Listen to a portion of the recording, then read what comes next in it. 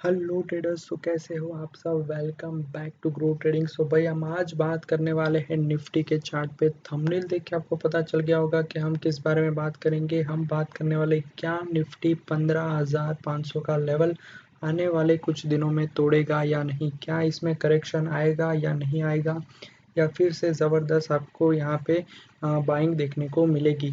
इसके बारे में हम बात करने से पहले आप सभी से रिक्वेस्ट है कि चैनल को लाइक शेयर और सब्सक्राइब ज़रूर कर देना। तो आज हम बात करेंगे निफ्टी पे हम बहुत ही इम्पोर्टेंट पॉइंट्स पे बात करेंगे। एक होगा कि निफ्टी का टेक्निकल चार्ट क्या कहता है, और दूसरी हम बात करेंगे एफआईआईस और डीआईएस का डेटा, जो बहुत ही मार्केट के जो दो इम्पोर्टेंट प्लेयर है उनके बारे में हम करेंगे बातचीत। पहले एफआईआईस और डीआईएस में देख लेते हैं कि क्या हो रहा है वहाँ पे, किस तरह की एक्टिविटी हो रही है कैश मार्केट में। यहाँ पे मैंने मनी कंट्रोल की वेबसाइट ओपन की है और वहाँ पे मैंने आपको दिखाया है एफआईआईस और डीआईएस की ट्रेडिंग एक्टिविटी ड्यूरिंग द जुलाई 2021। यहाँ पे हम कैश मार्केट की बात करेंगे और नेट बेसिस पे हम बात करेंगे कि कितनी खरीदारी और बिकवाली होती है रोज के दौरान। यहाँ पे अगर आप देखोगे तो हम पूरा नहीं देखेंगे, लेकिन मैं आपको यहाँ पे बता देता हूँ कि अब तक टिल डेट यानी 27 जुलाई तक यहाँ पे 16,200 करोड़ की बिकवाली एफआईआई के द्वारा हो चुकी है। और डीआईआईस यानी कि घरेलू निवेशक, घरेलू इंस्टीट्यूशनल इन्वेस्टर म्यूचुअल फंड्स के द्वारा 12,400 करोड़ की खरीदारी हो चुकी है। अभी यहाँ पे एक क्वेश्चन रेज होता है कि क्यों डीआईआईस खरीदारी कर रहे हैं। उसका सीधा सा आंसर है, वो ये है कि रिटेल इन्वेस्टर यानी कि हम जैसे छोटे इन्वेस्टर्स कंटिन्यूसली म्यूचुअल फंड्स में इन्वेस्ट कर रहे हैं और वही पैसा मार्केट में आ रहा है। यहाँ पे अगर आप देखोगे तो एफआईआईस कर रहे हैं लगातार बिकवाली, और ये बिकवाली सिर्फ जुलाई मंथ्स में नहीं हो रही है। ऐसा नहीं कि इन्होंने जुलाई महीने में बिकवाली शुरू कर दी। अगर आप मंथ ऑन मंथ डेटा देखोगे तो यहाँ पे आपको एक क्लियर कट पिक्चर दिखेगी कि भाई उन्होंने FY22 यानी कि ये फाइनेंशियल ईयर जब से शुरू हुआ है 1 अप्रैल, तब से उसी महीने से कंटिन्यूसली यहाँ पे बिकवाली हो रही है। लगातार 3 महीनों से उन्होंने बिकवाली ही की है। अगर आप देखोगे तो अप्रैल में 12,000 करोड़ की बिकवाली हुई, फिर यहाँ पे मई में 6,000 करोड़ की बिकवाली हुई, जून में 25 करोड़ की बिकवाली हुई, और उसके सामने अगर आप देखोगे तो डीआईएस ने अप्रैल में 11,000 करोड़ की खरीदारी कर दी, और उसके सामने मई में देखोगे तो 2,000 करोड़ की खरीदारी की है, और यहाँ पे जून में देखोगे तो 7,000 करोड़ की बहुत ही बड़ी खरीदारी यहाँ पे कर दी है जून महीने में।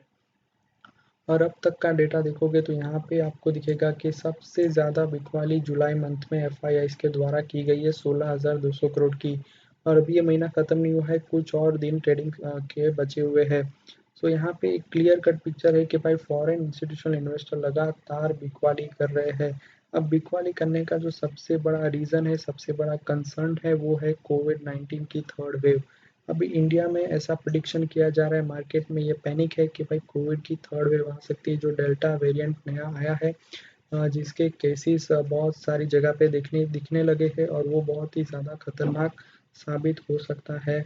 ऐसा ऐसा मार्केट में एक पैनिक क्रिएट हुआ है।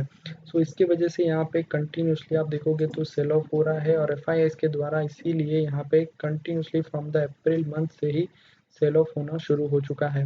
ये था एक डीआईएस और एफआईएस के द्वारा जो डेली बेसिस पे एक्टिविटी होती है, मंथली बेसिस पे जो एक्टिविटी होती है उसके बारे में। यहाँ यहाँ पे आपको एक क्लियर कट पिक्चर मिल गई होगी कि अब आपको यहाँ से किस तरह से किस कंपनी में इन्वेस्ट करना है और किस तरह से आपको आगे निवेश करना है।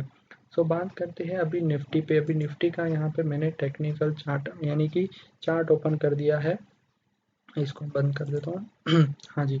यहाँ पे निफ्टी पे मैंने चार्ट ओपन किया है। यहाँ पे आपको एक बहुत ही क्लियर एक रेंज दिख रही है कि निफ्टी एक रेंज में फंसा हुआ है। अभी वो रेंज कौन सी है? वो रेंज है, एक तो रेंज है आपकी यहाँ पे 15,900 की रेंज है, और दूसरी जो रेंज है वो है ये 15,600 की रेंज है। इन दो रेंजों में यानी कि 300 पॉइंट की रेंज में निफ्टी फंसा हुआ है।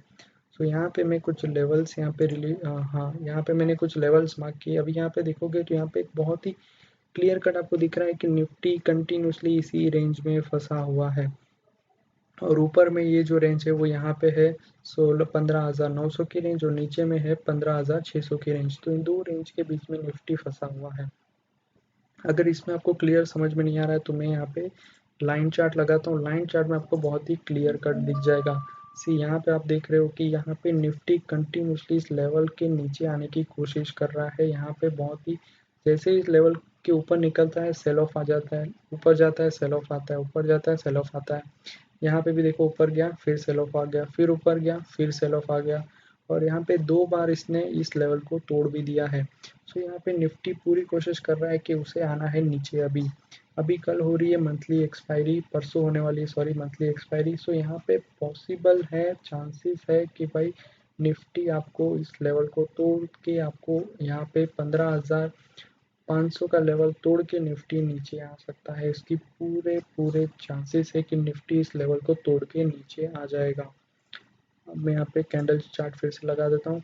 सी निफ्टी इस लेवल को अगर तोड़ता है, डिसाइसिवली तोड़ता है, यहाँ पे गैप डाउन ओपनिंग होती है, तो भाई निफ्टी आपको इस लेवल पे आता हुआ दिखेगा। आज जो मार्केट में पैनिक क्रिएट हुआ, आज जो ये बड़ी यहाँ पे एंगल्फिंग कैंडल बनी है, देखो बेयरिश कैंडल बनी हुई है, यहाँ पे आपको क्लियर कट दिख रहा है कि इसने इन 3 दिनों की कैंडल को एंगल्फ कर लिया है पूरी तरह से। तो यहाँ पे एक इसका जो सबसे आज जो मार्केट में बहुत ही पैनिक आया, उसका रीज़न एक तो सेल सेल था एफआईआईज़ के द्वारा, और दूसरा था फार्मा के अंदर बहुत ही खतरनाक तरीके से हुई थी बिकवाली। 4% इंडेक्स गिर गया, और उसमें से जो सबसे बड़ा स्टॉक था डॉक्टर रेड्डीज का, वो आज हुआ है बहुत ही पूरी तरह से उसकी हुई है पिटाई। 10% से वो स्टॉक गिर गया। किस लिए गिरा? एक ही रीज़न है, वो गिरा कि उसने मार्केट का जो एस्टिमेट था उसको 1% से चूक गया वो, कि उसने वो 1%, मार्केट ने उम्मीद की थी कि वो 1% ज़्यादा प्रॉफिट अर्न करे, लेकिन उसने 1% कम प्रॉफिट अर्न किया। इसकी वजह से आज वो शेयर ठुक गया है। सो यहाँ पे देखोगे तो वही मार्केट में बस अभी एक रीज़न चाहिए कि उसे गिरना है किसी भी तरह से। सो यहाँ पे पॉसिबल है कि पूरे पूरे चांसेस है कि भाई मार्केट आने वाले दिनों में आपको नीचे दिखेगा, यानी कि इस जोन के अंदर आपको मार्केट दिखेगा आने वाले टाइम में। अगर वो इस लेवल को तोड़ता है फिर तो भाई बहुत ही खतरनाक आपको सेल ऑफ दिखेगा मार्केट के अंदर, बहुत ही बेरिश मार्केट हो जाएगा उसके बाद। लेकिन मुझे नहीं लगता कि वो इस लेवल को तोड़ेगा। अगर इस लेवल टूटता है तो भाई फिर हो जाइए आप तैयार कि मार्केट हो चुका है पूरी तरह से बेरिश। सो यहाँ पे आपको बहुत ही ध्यान रखना है, अगर इस लेवल के ऊपर जब तक मार्केट है तब तक ठीक है। ये लेवल टूटता है तो इसके अंदर कंसोलिडेट करे, अगर कंसोलिडेट करके ऊपर की तरफ निकल जाता है तो बहुत ही अच्छा है। लेकिन अगर वो ये लेवल तोड़ देता है, अभी ये लेवल है उसका यहाँ पे रेजिस्टेंट लेवल जो कि अब सपोर्ट बना हुआ है।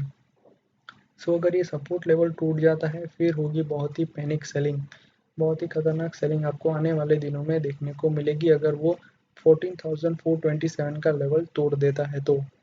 सो ये था निफ्टी पे छोटा सा मेरा एनालिसिस। अगर पसंद आया हो तो चैनल को लाइक शेयर और सब्सक्राइब ज़रूर कर देना। आने वाले समय बहुत ही कॉशियस होगा, बहुत ही तनाव भरा होने वाला है। सो अगर आपने कोई पोजीशन ली है तो उसमें बहुत ही स्ट्रिक्ट स्टॉप लॉस रखिएगा। अगर आपकी लॉन्ग टर्म पोजीशन है तो बेझिझक उसको होल्ड कीजिए, आप उसको डेफिनेटली होल्ड कर सकते हो। लेकिन अभी फ़िलहाल लॉन्ग टर्म के लिए आपको कोई भी शेयर में बाइंग नहीं करनी है। अगर आपको निफ्टी नीचे की तरफ आता हुआ दिखता है फिर ही आप लॉन्ग टर्म पर्सपेक्टिव से आप कोई भी पोजीशन बना सकते हो। लेकिन शॉर्ट टर्म के लिए आपको मैं कहूँगा कि अभी फ़िलहाल आप अवॉइड कीजिए।